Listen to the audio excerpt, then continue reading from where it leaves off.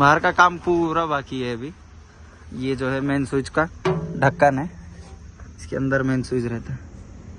ये अपने 14 चक्के में भी ढक्कन नहीं काटे हुआ, याद नहीं थी शायद उसको।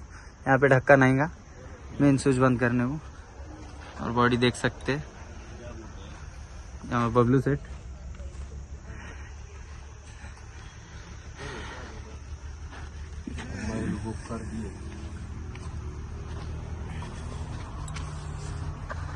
राफ्टर देख सकते पूरे बबुल के, पहले व्लॉग में भी देखे थे तुमने।